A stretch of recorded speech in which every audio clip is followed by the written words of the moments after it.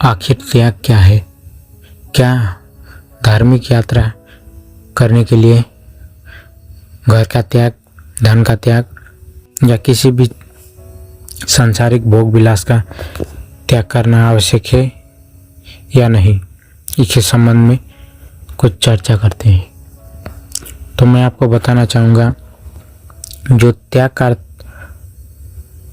अर्थ जो आप लोग समझते हैं या कहूँ आपने धार्मिक किताबों या अन्य गुरुओं से सुना होगा, वैसा नहीं है। वास्तव में त्याग किसी भी चीज़ को छोड़ देना नहीं, बल्कि त्याग तो भीतर से घटित होता है। जैसे कि अगर आपके पास धन है या कहूँ आप पारिवारिक स्थिति में है या किसी भी वस्तुओं को आप छोड़ देते हैं या कहूँ धन को छोड़ देते हैं या कहूँ घर परिवार को छोड़ देते हैं, तो वो छोड़ना हुआ, वो वास्तव में त्याग नहीं। त्याग तो ऐसी स्थिति है जब आप धन होते हुए भी आप उसके प्रति आपको मोह नहीं होता, घर परिवार में स्थित होते हुए भी आपको उनके प्रति मोह नहीं होता, अर्थात आप इस स्थिति को त्याग कह सकते हैं। त्याग का अर्थ ये नहीं कि किसी भी चीज़ को छोड़ देना या कहूँ किसी भी चीज़ से दूर चले जाना त्याग नहीं। त्याग तो भीतर से घटित होता है। और दूसरी बात, क्या धार्मिक यात्रा करने वाले व्यक्ति के लिए त्याग अनिवार्य है? तो मैं आपको बताना चाहूँगा, देखिए, त्याग आपके लिए अनिवार्य रूप में नहीं है, या कहूँ धार्मिक यात्रा करने के लिए अनिवार्य नहीं है। क्यों?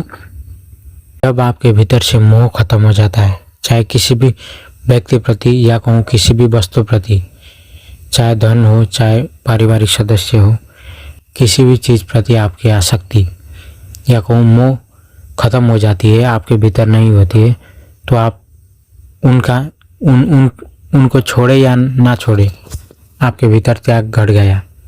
इसका मतलब ये नहीं कि आपको छोड़ना ही पड़ेगा। त्याग तो आपकी आंतरिक स्थिति बताती है कि आप त्याग को उपलब्ध हुए या नहीं। देखिए, अगर आप त्याग घर का या धन का या सांसारिक भोग विलास का त्याग करते हैं, तो आपका एक फायदा होगा। वो क्या है कि आप इन चीज़ों में उलझ नहीं पाएंगे, अपने समय को ध्यान में या कहूँ ज्ञान की खोज में लगा पाएंगे। हाँ, ये एक फ़ायदा है आपके लिए, लेकिन आपको ये समझना होगा कि हर एक व्यक्ति अगर संसार को छोड़ने लगे, घर को त्याग करने लगे, धन का त्याग करने लगे, तो ये फिर संसार कैसे चलेगा? आपके परिवार का जिम्मेदारी कौन उठाएगा?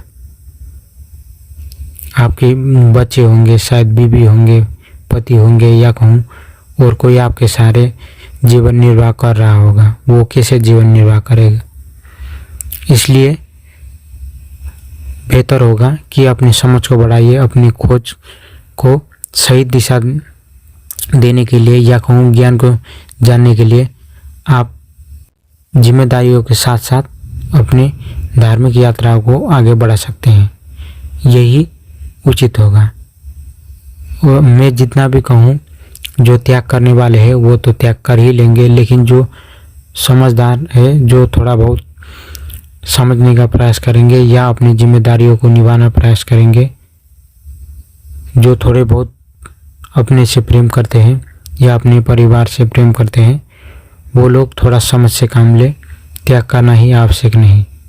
त्याग हर एक के लिए नहीं, या कहूँ कथाकथित त्याग जो आपने त्याग समझा है, जो घर का त्याग है, घर का त्याग तो वो नहीं है, लेकिन वो छोड़ना है, फिर भी वो त्याग सही नहीं है। जितनी चुनौतियाँ आपके पास होंगी, उतनी आपकी विल होगी, उतनी शक्तिशाली आप बनेंगे, उतने आपके संकल्प में बल होगा। इसलिए आपने देखा हो, हमारे महापुरुष कृष्ण, भगवान कृष्ण तो संसार में रहते ही वो त्याग को उपलब्ध थे। राम, भगवान राम हमारे, वो भी संसार में रहते ही त्याग को उपलब्ध थे। ऐसे ही कितने ही महापुरुष, कितने ही संत हुए हैं जो संसार में रहते ही त्याग को उपलब्ध हुए। राजा जनक, वो भी संसार में रहते हुए ही त्याग को उपलब्ध हुए। उनके भीतर संसार को भोगते हुए, संसार में रहते हुए भी वो, उनके भीतर से मोह खत्म हो चुका था। इसलिए यह आवश्यक नहीं कि सन्यासी के जीवन में त्याग ही आवश्यक है, त्याग ही करना उचित है।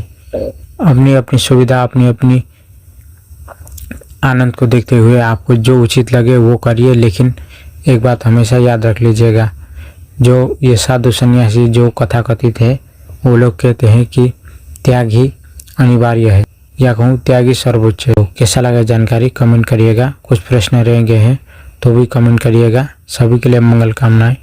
ओम नमः शिवाय।